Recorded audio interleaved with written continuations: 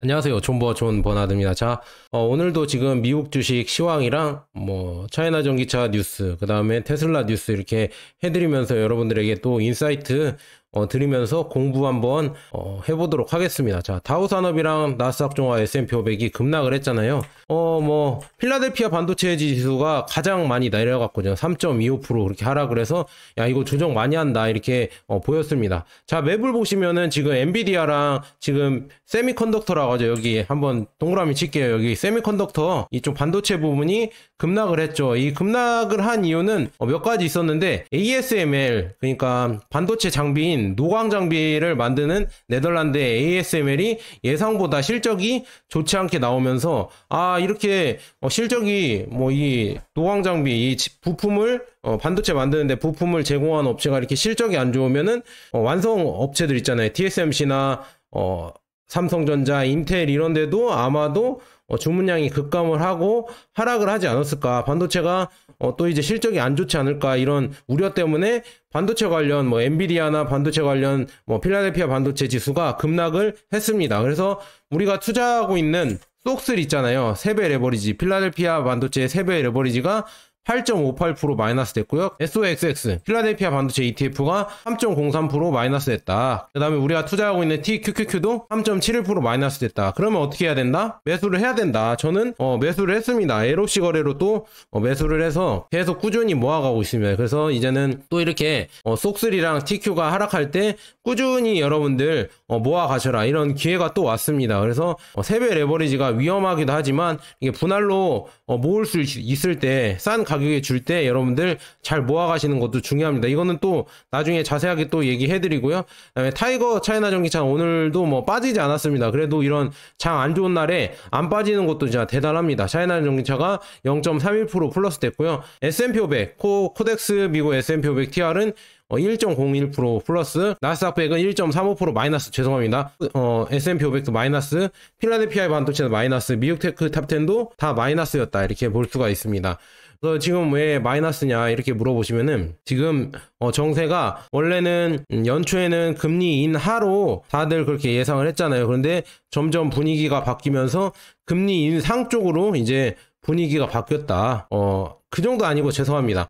다시 한번 제가 말씀드리면은 금리 인하를 원래 3번 한다고 했고요. 그 다음에 6월에 한다고 했었잖아요. 6월에 한다고 했었다가 3번 한다. 그런데 그게 또 이제는 6월에는 못하고 7월에 하는데 2번 할 수도 있다 이렇게 바뀌었잖아요. 2번으로 바뀌었다가 또 2번도 못하고 연말에 1번밖에 못한다. 그러다가 이제는 금리 인상도 할 수 있다. 아니면 빨라야 내년 3월에 금리 인하를 할 것이다 이렇게 얘기가 나오면서 점점 뷰가 금리 인하 쪽으로 원래 갔다가 금리 인상 쪽으로 가고 있습니다. 이러면은 미리 선반영했던 주식들이 다시 또 기대감이 떨어지면서 급락이 나올 수 있다. 이거는 지극히 그냥 정상적인 이런 흐름이고요. 원래 주식이란 게 기대와 심리를 반영하기 때문에 사람들의 심리를 반영하기 때문에 예측대로 안 가고 미리 먼저 떨어질 수도 있고 미리 먼저 오를 수가 있다. 그런데 지금은 미리 먼저 금리 인하 가능성을 이렇게 보면서 미리 많이 떨어졌기 때문에 이제는 그거를 점점 기대감이 줄어들면서 거기에 맞춰서 주가는 다시 떨어지고 있다 이렇게 볼 수가 있습니다. 그래서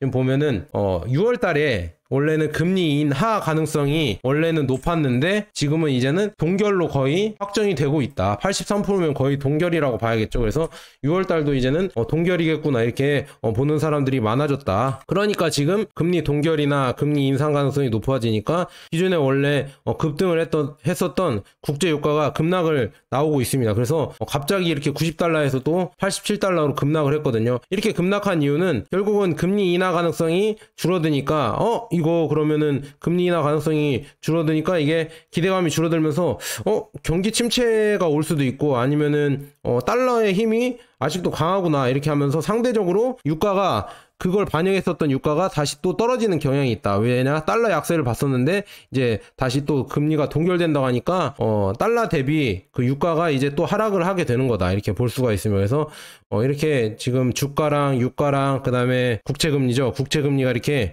국채 가격 이런 것도 하락을 했다. 이렇게 볼 수가 있습니다. 그래서 이게 전체적으로 시장이 이제는 처음에는 화랑장으로 계속 갈 것 같다 이렇게 예상을 하다가 이제는 뭐 금리가 고금리가 유지되겠는데 그러면은 이거 잘못하면 경기 침체까지도 올 수 있지 않을까 그런 우려 때문에 또 약간 오버슈팅 한 것 같다. 그래서 유가랑 국채 금리랑 둘 다 빠지는 거 보니까 이건 약간 이제 경기 침체도 올 수 있지 않을까? 뭐 물가 인플레이션 때문에 경기 침체도 다시 올 수 있지 않을까? 이 인플레이션이 다시 오르면서 그런 우려도 있다. 이렇게 볼 수가 있고요. 그다음에 이런 것 때문에 지금 두려움에 다시 빠지면서 공포와 탐욕 지수는 이제는 34까지 내려왔습니다. 그래서 제가 괜찮은 시기라고 했죠. 이제는 매수할 만한 이런 시점이 됐다. 왜냐? 공포와 탐욕 지수 이거 진짜 이게 최고인 것 같아요. 진짜 제가 봤을 때는 주식 매수 타이밍 보면은 공포와 탐욕 지수에서 그냥 공포 쪽으로 들어오면 이때부터 매수하는 것도 괜찮은 것 같아요. 그래서 3배 레버리지나 뭐 주식 볼 때 주식을 투자할 때 여러분들 공포와 탐욕 지수 보고요. 익스트림 피어 때는 진짜 무조건 들어가는 게 괜찮은 것 같고 공포일 때는 적절히 이렇게 들어가는 것도 괜찮은 것 같다. 이게 웬만한 인간 지표보다 훨씬 좋거든요. 그래서 이거를 여러분들 매일 체크하시면서 투자에 참고하셨으면 좋겠다. 이렇게 말씀드리고요. 그래서 지금 뭐 빅스 지수도 이 변동성 지수인데 빅스 지수가 또 18.21까지 올라갔다. 그래서 변동성이 커지면서 6개월간 S&P 추이를 보니까 이제는 또 다시 급락을 해서 내려왔다. 그래서 빅스 추이 그러니까 변동성이 커지고 불확실성이 커지는 거잖아요. 불확실성이 커지고 공포가 점점 커지면서 주가는 하락했다. 그러면 이때가 뭐다? 절호의 매수 타이밍이다. 주가가 쌀 때이다. 그래서 여러분들이 사고 싶었던 우량주 있잖아요. 비싸서 못 샀던 우량주들 이제는 모을 시기가 왔다. 그래서 여러분들 차근차근 모아가시면은 괜찮을 것 같다. 이렇게 말씀드립니다. 그래서 여러분들이 모으고 싶었던 이런 우량주들 한번 검색을 해보면서 뭘 사야 될지 한번 마인드 컨트롤 하면서 보시면 좋을 것 같다. 이렇게 말씀드리고요. 테슬라 얘기를 한번 해드리도록 하겠습니다. 테슬라는 지금 상하이에 에너지 저장 장치 기가 팩토리죠. 이 에너지 저장 이 뭐라 하죠? 에너지 저장 배터리라고 할게요. 이 태양광이나 풍력을 발전한 거를 저장하는 팩토리 있거든요. 이 배터리를 만들 수 있는 공장을 이제 착공을 시작해서 23년 5월에 착공을 들어갔잖아요. 그래서 25년 1분기까지 대량 생산에 도달할 것으로 예상된다고 밝혔습니다. 이렇게 발표했거든요. 근데 이는 테슬라가 미국 이외 지역에서 진행하는 첫 번째 에너지 저장 장치 기가팩토리 프로젝트가 될 것입니다. 그래서 상하이에서 대규모 이런 에너지 저장 장치 ESS에 생산할 것이다. 이렇게 나와 있습니다. 그래서 이거를 한번 읽어드리면서 해석을 한번 해드릴게요. 지금 보니까 원래는 캘리포니아주에 메가팩토리를 운영하고 있습니다. 그런데 이제는 상하이에 추가로 메가팩토리를 건설하게 된다. 그래서 상하이 린강 신구와 메가팩토리 건설 계약을 체결했으며 지난해 12월부터 토지 사용 계약을 체결했다. 그래서 이어 다음 달 공장 착공에 이르며 연내 완공하고 그 다음에 내년 1분기에 양산 체제에 돌입할 예정이다. 그래서 25년에 양산 체제에 돌입할 건데 보니까 상하이 메가팩토리에서는 연간 1만 개 규모의 메가팩을 생산할 예정이다. 이는 연간 40기가와트시에 달하는 규모다. 그리고 메가팩은 약 180만 달러에 판매되고 있다. 이게 나와 있고요. 때문에 상하이 메가팩토리는 산술적으로 연간 180억 달러, 하나로 하면 25조 원의 매출을 올릴 수 있다. 그래서 상하이 공장 ESS는 LFP, 여기가 중요하죠. 인산철 배터리 기반으로 제작이 된다. 결국은 제가 매번 말씀드렸잖아요. LFP 배터리가, 그러니까 인산철 배터리가 결국은 이 에너지 저장 배터리에서는 대세가 되고 있고요. 거의 NCM 배터리는 거의 사장되고 있다. 거의 전멸하고 있다. 이렇게 볼 수가 있습니다. 에너지 저장 이쪽에서는 거의 자동차 말고요. 에너지 저장 배터리에서는 NCM 배터리, 국내 3원기 배터리가 거의 사장 수준이다. 거의 밀리고 있고요. 그냥 LFP 배터리를 거의 다 이제 테슬라조차도 이렇게 선택하는 거 보면은 아예 대세가 되고 있다. 이렇게 여러분들 보시면 될 것 같습니다. 그래서 이렇게 메가팩 이렇게 나와 있는 거 보시면 될 것 같고요. 그 다음에 지금 보면은 테슬라가 어제인가 악재가 있었죠. 지금 10% 규모인 직원들을 해고한다. 한 14,000명을 해고한다. 이렇게 나와 있었잖아요. 그래서 이런 것 때문에 지금 테슬라도 위기다 이렇게 하고 있지만 위기 뒤에 다시 또 기회가 온다고 이렇게 나와 있고, 제가 매번 말씀드렸잖아요. 테슬라는 아마 실적 발표 이후에 그 정도의 바닥을 찍고 올라갈 것이다. 그래서 그 정도에서 저도 테슬라를 다시, 원래는 조금 매수했다가 이거 계속 떨어질 것 같아서 지금 기다렸다가 다시 이제 실적 발표 이후에 주가 움직임을 보고 그때 정도에 매수해도 늦지 않다고 생각해서 그때 매수할 생각입니다. 그래서 여러분들도 저랑 생각이 비슷한다면 제가 언제 매수했다고 이렇게 말씀드릴 테니까 그냥 저는 뭐 이런 거 제 일기처럼 여기에 얘기하는 거니까 그거 듣고 하실 분들은 하시고 안 하실 분들은 안 하셔도 됩니다. 저는 이렇게 말씀드리고요. 네, 중국 자동차, 차이나 전기차 얘기를 한번 해드릴게요. 자, 중국 자동차 지금 수출 모멘텀이 점점 빨라지고 있다. 이제 수출이 기하급수적으로 늘게 생겼다. 이 노로 선박이라고 하죠. 이 자동차를 실은 이런 선박들이 엄청나게 생산되고 있고, 뭐 비아디는 지금 2년 내에 7척을 더 수주한다고 했잖아요. 이 7,000대를 실을 수 있는 이 배를 7척을 더 만든대요. 비아디에서. 그러면은 26년 내에 2년 내에 이렇게 만든다고 하니까 그게 만들어진다고 하면은 어마어마하게 수출량이 많아진다는 얘기죠. 그래서 한번 보도록 하겠습니다. 지금 3월에 자동차 월간 수출이 기록을 경신을 했다. 이렇게 나와 있거든요. 그래서 지금 보니까 3월 전년 동기 대비 39% 증가한 40만 6천 대를 월별 기록을 했습니다. 이렇게 나와 있으면 그래서 중국 승용차 협회가 발표한 자료에 따르면 수출된 차량 중 약 12만 대가 신에너지 차량이었다. 이렇게 나와 있습니다. 그래서 이달 상위 3개 수출업체는 비아디, 테슬라, 상하이 자동차 이렇게 나와 있다. 이렇게 나와 있고요. 그래서 쭉 보면은 수출이 많이 늘어나고 있고 그 다음에 23년 중국 전년 대비 57.9% 증가한 491만 대의 자동차를 출하했다. 그래서 자동차 출하량도 높아지고 수출도 계속 늘어날 지금 계획이다. 이렇게 볼 수가 있습니다. 그래서 앞으로도 점점 더 저는 이런 수출이 더 많이 될 것 같다 이렇게 보고 있고요. 그래서 앞으로 이제 전 세계에 지금 중국 전기차들이 많이 다니고 시장을 점유할 거라고 저는 매번 말씀드렸죠. 이게 이제 향후 2년 내에 아마 실현이 될 것 같다. 저는 그렇게 보고 있고요. 그 다음에 최근에 지금 이거는 약간 우스갯소리인데 아부다비 좀 안 좋은 얘기이기도 합니다. 아부다비에 보기 드문 폭우가 쏟아져서 홍수를 피해 헤쳐가는 비아디의 양왕 U8 영상이 널리 공유되고 있습니다. 이렇게 나와 있으면서 그래서 비아디는 이번에 이제 최고의 마케팅 기회를 제공받았다. 그래서 기후변화 때문에 이렇게 홍수가 나는 지역에서는 이제 비아디 양왕 U8을 타면은 이렇게 떠가면서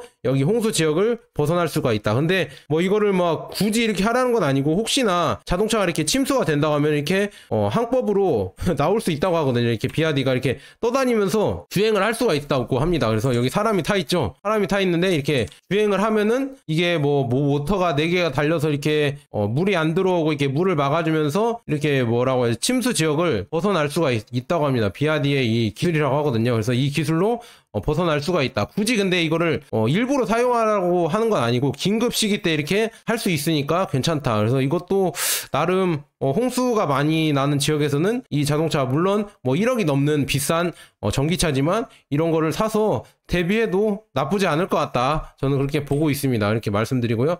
비아디는 또한 작고 이렇게 상용차 있잖아요. 작은 상용차도 이렇게 만들어낸다. 그래서 7,200대의 트럭을 이걸 또 생산을 해서 수출을 하고 있다. 그래서 이 전기 트럭도 작은 전기 트럭이나 큰 전기 버스나 다들 이렇게 비아디가 만들어내고 있다는 게 참 중요하다 이렇게 볼 수가 있습니다. 비아디는 이렇게 많은 트럭을 만들어내고 있고요. 그 다음에 또 방콕에서 있잖아요. 태국 방콕에서 원래 제가 태국 여행 갔다 왔다고 했잖아요. 태국 여행 갔다 오면서 느낀 건데 야 태국에는 진짜 일본 내연기관 자동차 도요타가 거의 꽉 잡고 있구나 이렇게 느꼈는데 이제는 점점 바뀌고 있다고 합니다. 작년부터 서서히 비아디 전기차가 그리고 중국 전기차들이 계속 장악을 하면서 이젠 내연기관도 이제 도요타가 1등을 하고 있지만 내연기관도 이제 비아디가 바짝 붙고 있다. 그래서 5,300대 비아디는 전기차량이나 하이브리드만 파는데 5,300대로 2위를 했다. 그 다음에 혼다 이렇게 나와 있는데 일본 이렇게 나와 있잖아요. 일본인데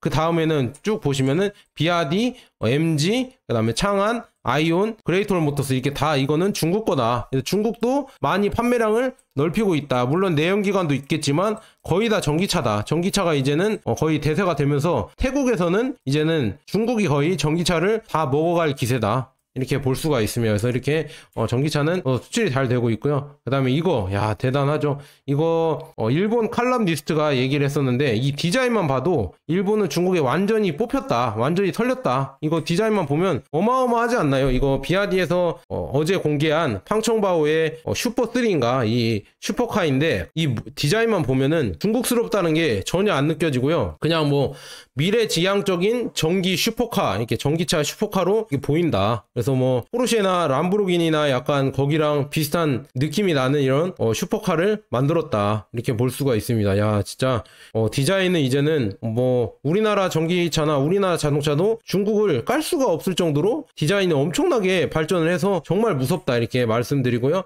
그 다음에 지금 비아디는 베이징 오토쇼에 선보일 예정이다. UTE라고 해서 상용차 모델을 또 선보이려고 한다고 하거든요. 그래서 픽업 시장 죄송합니다. 픽업 트럭을 선보인다고 하고 있는데 여기에서는 물론 뭐 다른 이런 그레이트홀 모터스니까 만리장성 모터스나 이런 데가 트럭 부문에서는 강하다. 그래서 뭐 이런 얘기가 나오면서 여러 가지 갖고 왔는데 뭐 이렇게 판매량도 이렇게 나와 있습니다. 그레이트홀 모터스가 15,000대 이렇게 판매가 되고 있고요. 뭐 포드는 1200대 뭐 이렇게 나와 있다. 그래서 이거는 그냥 참고로 한번 보시면 될 것 같고요. 그 다음에 정저우에서 지금 비아디 공장이 있잖아요. 이 정저우에서도 이제 철도로 엄청나게 이제 인프라가 지어지고 있다. 그래서 중요한 거는 이런 철도로 비아디 공장까지 전용 철도 1km까지 나와 있어서 세계 어디든 배송할 수가 있다. 유럽까지도 이게 연결이 된다. 이런 인프라가 중요한 거죠. 테슬라가 왜 중국에서 생산을 해서 전 세계에 이렇게 수출하는 이유가 뭐냐면 중국이 가장 인프라가 잘 되어 있다. 이 수출하기 쉬운 인프라가 잘 되어 있어서 중국 상하이 공장에서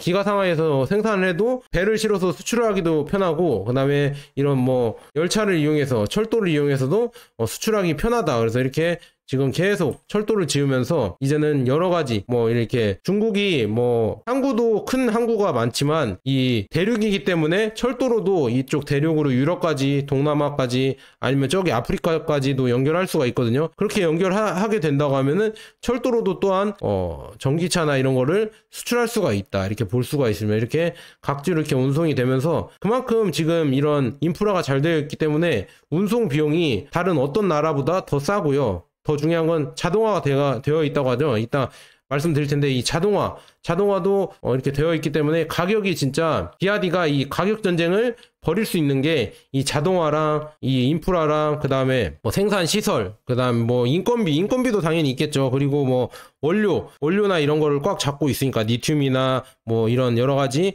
원자재들을 꽉 잡고 있으니까 중국이 그런 것 때문에 가격 경쟁에서 중국을 이길 수 있는 전기차 나라가 없다. 전기차 회사를 갖고 있는 나라가 없다. 이렇게 말씀드리고요. 비아디가 여기에서 또 이제 비아디는 아예 배터리에서 뭐 부품 그 다음에 완성차까지 다 만들어 버리니까 여기서 더 이제 마진을 더 줄일 수가 있죠. 그리고 가격을 더 낮출 수가 있죠. 그러니까 이 가격 경쟁에서 계속 올라가고 있고요.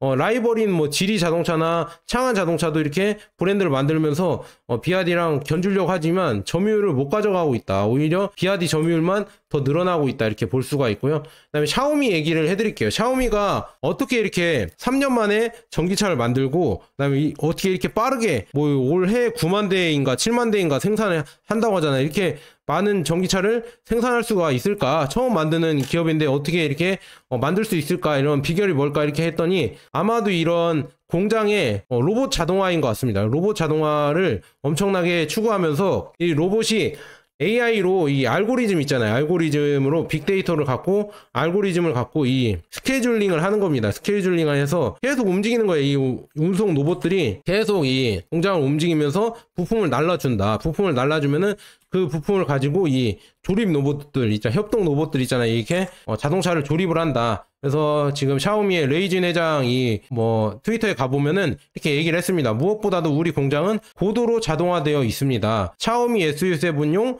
강철 알루미늄 뭐 합금 장갑 케이지는 269개의 연결된 로봇으로 조립되어 100% 자동화된 프로세스를 달성합니다. 이렇게 자동화된 프로세스를 달성한다. 이렇게 볼 수가 있습니다. 그리고 지금 뭐 이런 거를 떠나서 이제 공장에서 이런 작은 이런 로봇들 AMR, AGV 뭐 이런 옮겨주는 운송 로봇들이 있지만 이 물류 항구에서는 대형 AGV 이 옮겨주는 로봇들이 또 이렇게 움직인다. 그래서 이게 사람이 없이 이것도 움직이는 로봇이거든요. 이 컨테이너를 자동으로 움직인다. 석탄을 실은 로봇들이 뭐 몽골에서 중국에서 이렇게 자동으로 석탄을 나르고 이렇게 운반하고 있다. 이렇게 나와 있습니다. 그래서 대단합니다. 이거를 이제 사람이 없이 이렇게 운반을 한다는 게 무서운 거죠. 이 앞에 뭐 사람이 있나요? 없죠. 이거 보세요.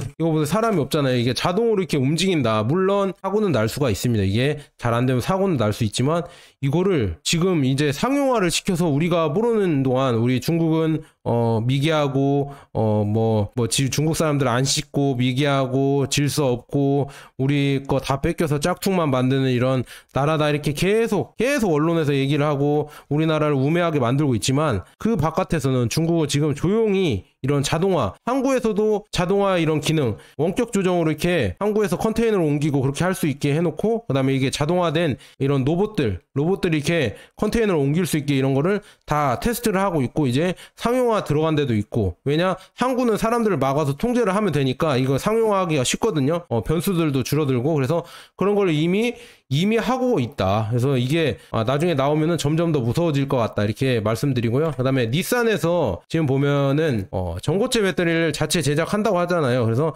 전고체 배터리를 만든다고 하는데 이 일본 칼럼니스트가 얘기를 했습니다. 지금 닛산에서 전고체 전지 파일럿 이 생산 기지를 28년에 실용화 목표로 연구 개발을 하고 있는데 중요한 거는 여기에 들어가는 게 LG 것이다. LG 거면은 결국은 비쌀 거 아니냐. LG 거면은 BRD랑 CATL보다 조달하는 비용이 비쌀 거고 가격으로 이길 수 없다. 이렇게 얘기하면서 그래서 지금 배터리 자체 제작 노력을 해야 되고 아니면은 뭐 중국 거를 갖고 와야겠죠. 그래서 이렇게 칼럼니스트가 이런 거를 얘기를 했다. 이렇게 볼 수가 있으면 그래서 결국은 가격이 중요하고 가격 경쟁에서 지금 중국이 잘 나가고 있고요. 그거에 따라서 지금 폭스바겐도 저가 전기차를 중국 시장을 잡으려고 생산을 한다고 하는데 이거를 샤오펑이랑 같이 이렇게 한다고 했었죠. 제가 며칠 전에 말씀드렸는데 이제는 샤오펑이 폭스바겐이랑 합쳐서 그러니까 폭스바겐이 샤오펑의 이 플랫폼을 아예 갖다 쓴다고 합니다. 원래는 협력해서 새로운 플랫폼을 만든다고 했었는데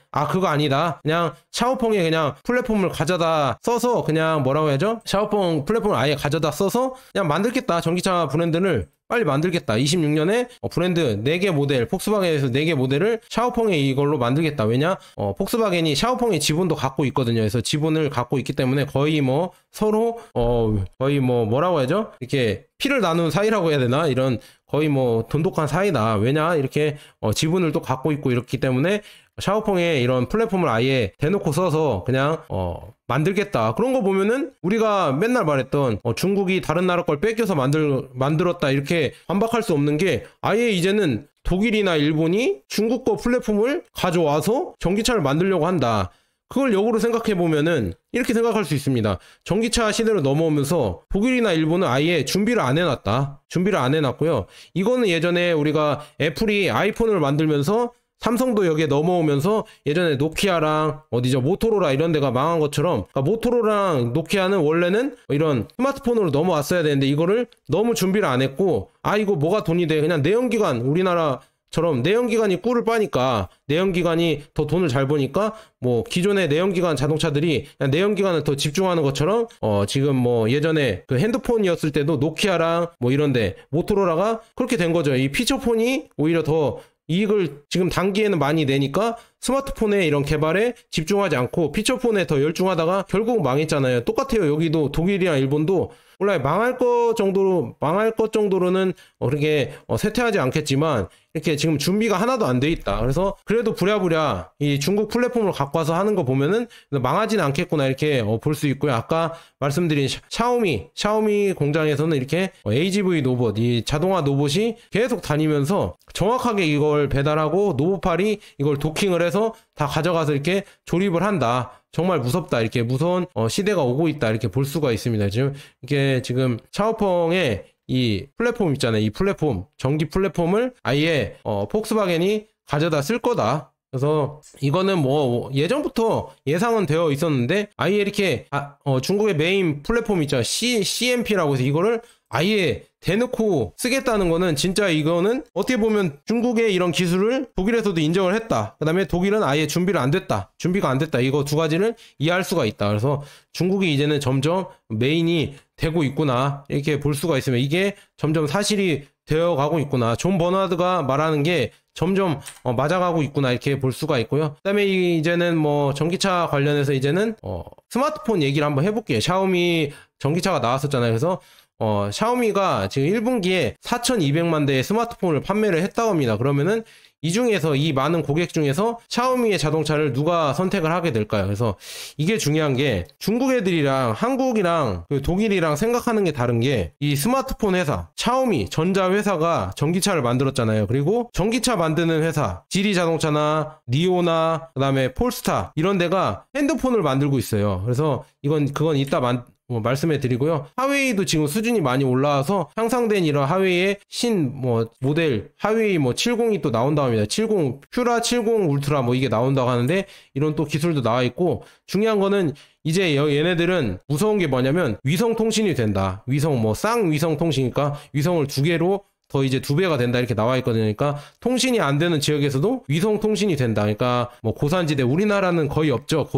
고산지대나 아니면은 벽오지 오지 엄청나게 통신이 잘 안 될 것 같은 그런데도 일론 머스크 테슬라의 스타링크처럼 중국도 이 스타링크가 있거든요. 적어도 위성이 많이 이렇게 깔려 있기 때문에 이 위성 통신이 되게 해주겠다. 그러니까 이렇게 된다고 하면은 결국 이제 중국 소비자들이 굳이 애플 아이폰을 쓸 필요가 없죠. 아이폰은 아직 위성통신이 된다고 이렇게 안 나와 있거든요. 그러니까 샤오미나 하웨이나 지리폰이나 이런 거를 메이주폰이죠. 메이주폰을 쓰지 않을까 저는 그렇게 보고 있고요. 폴스타에서도 핸드폰을 이제 출시 예정이라고 합니다. 4월 24일 날 지리그룹의 모델 중에 하나인 스웨덴이랑 합쳐서 만드는 폴스타 전기차 브랜드가 있잖아요. 여기에서 스마트폰을 출시한다고 했습니다. 그래서 출시를 한다. 4월 24일 날 출시를 한다고 하는데 지리가 원래 핸드폰 메이주 회사를 인수를 했잖아요. 그래서 여기에 OS를 가지고 폴스타 OS를 만든다고 합니다. 그래서 폴스타 OS 그러니까 소프트웨어를 만들어서 폴스타 생태계를 또 구축을 해서 중요한 건 이 스마트폰을 만들겠다. 그러니까 여기서 중요한 거는 우리가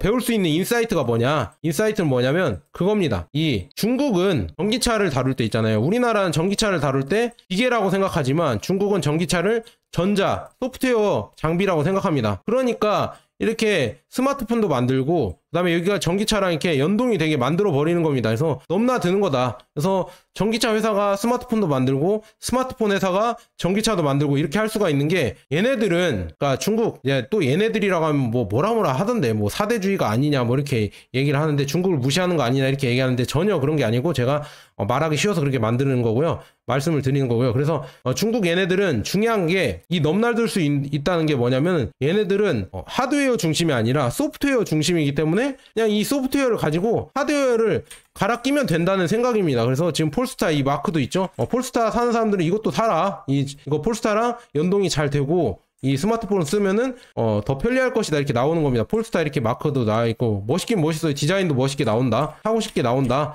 중요한 거는 뭐다? 얘네들은 우리나라는 하드웨어 기반 우리나라 전기차가 좋은 플랫폼을 만들어서 하드웨어가 좋다 이런 뻘소리를 하지만 중요한 건 하드웨어가 아니거든요. 테슬라도 그렇고 지금 중국 전기차도 그렇고 소프트웨어가 중심이 돼야 되는데 자율주행이나 전기차로 넘어가면서 소프트웨어가 중심이 돼야 되는데 우리나라는 아직도 하드웨어가 좋니 많이 이런 뻘소리만 하고 있으니까 진짜 답답하다 이렇게 말씀드려서 그래서 이걸 예를 왜 드리냐면 얘네들은 지금 소프트웨어 중심이기 때문에 이 소프트웨어를 가지고 스마트폰도 만들어보고 전기차도 만들어보고 그러니까 전기차 회사인 폴스타가 폴스타 스마트폰을 만드는 거고 그다음에 니오 자동차가 니오폰을 만드는 거고 그다음에 아까 말씀드린 대로 지리 자동차가 지리폰을 만들어 보는 거고 그리고 최종적으로 샤오미가 또 이제 3년 만에 샤오미 SU7 전기차를 만들어 버리는 거고 그게 다 소프트웨어 중심이기 때문이다. 그러니까 앞으로 이제 봤을 때는 자 테슬라랑 중국 전기차 말고 이 전기차 관련해서 플랫폼이나 소프트웨어를 잘 만드는 회사가 있을까? 잘 만드는 나라가 있을까? 의문이다. 그러니까 전기차 이쪽으로 오면 올수록 제가 매번 강조드리지만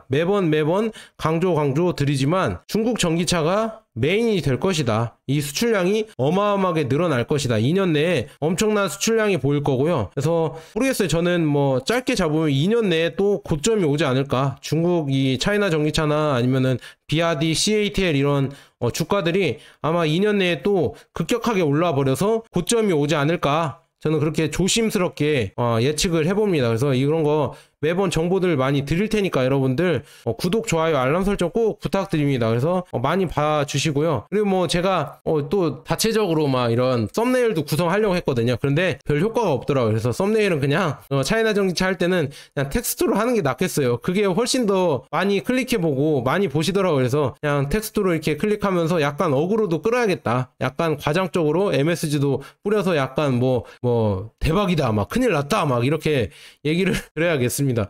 그냥 뭐 멋있게 조금 이런 썸네일을 꾸미려고 하니까 오히려 더 안 본다, 이게 말씀드립니다. 자, 여기까지 좋은 버나드였고, 여러분 투자는 여러분들 길게 가져가시는 거고요. 짧게 타이밍을 맞춰서 시세 차익으로 이렇게, 물론 시세 차익은 장기로 보셔야 되겠지만 단기의 시세 차익으로 이렇게 드시려고 하시면 오히려 큰 코 다친다. 단기의 이런 주가 흐름은 그 누구도 예측하기 어렵고요. 설령 운으로 예측한다 하여도 결국은 다시 실수하게 된다. 실수하게 되면은 결국 거기서 다 잃게 되거든요. 그러니까 여러분들 중요한 거는 정도를 걸으시고요. 장기 투자하시고요. 그다음에 좀 여유로운 마음으로 이렇게 투자하셔라. 그래서 여유로운 마음으로 투자하시기 위해서는 현금 비중도 있어야 되고, 여유로운 멘탈, 책이랑 이런 명상을 하라는 얘기가, 제가 이런 멘탈 관리를 하기 위해서 그런 거를 하시라는 얘기입니다. 그게 뭐 다 도움이 되니까 말씀드리는 겁니다. 자, 여기까지 좋은 버나드였고, 여러분 정말 긴 영상 매번 봐주시고 댓글 남겨주시고 하셔서 너무 감사합니다. 뭐 오랜 구독자님들 많이 계시거든요. 뭐 2년 3년 뭐 이렇게 댓글 남겨주시는 구독자님들 보면은 정말 제가 감동이에요. 와, 제 영상을 이렇게 지루하고 별로인 영상을 오래 봐주고 계시는구나. 정말 감동이다. 그래서 제가 이렇게 뭐 직장 다니면서 열심히 하는 이유도 다 이런 여러분들이 봐주시는 여러분들이 있어서 열심히 하게 되는 겁니다. 자, 여기까지 좋은 버나드였습니다. 여러분 감사합니다.